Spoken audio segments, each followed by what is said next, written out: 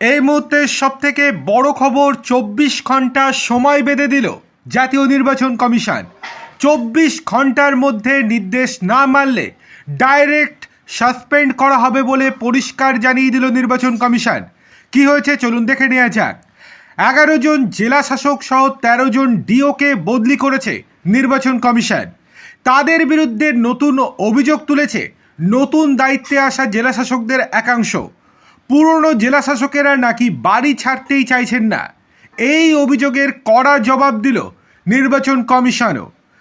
বদলি হওয়া জেলা শাসকদের বিরুদ্ধে সরব নতুনদের একাংশ।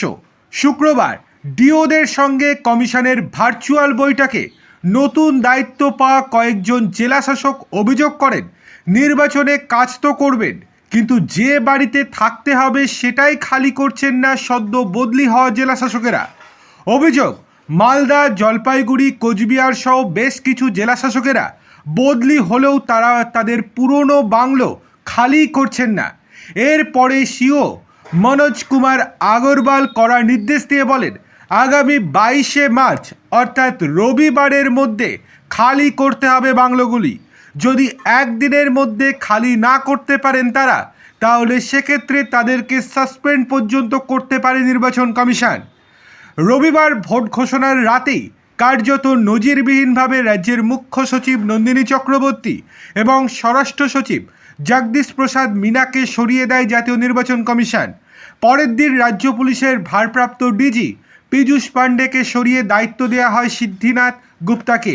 এরপর বদল করা হয় দুই রাজ্যের 2 এডিজি সহ 19 জনকে।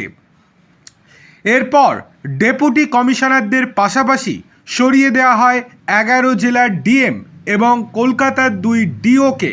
অর্থাৎ এমসিসি চালুর পর থেকে কার্যত পুলিশ প্রশাসনের পুরো অবস্থাটাই পরিবর্তন করে দিয়েছে নির্বাচন কমিশন।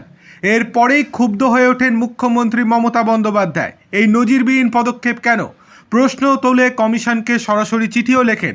এবার আরও বড় পদক্ষেপ নিল নির্বাচন কমিশন।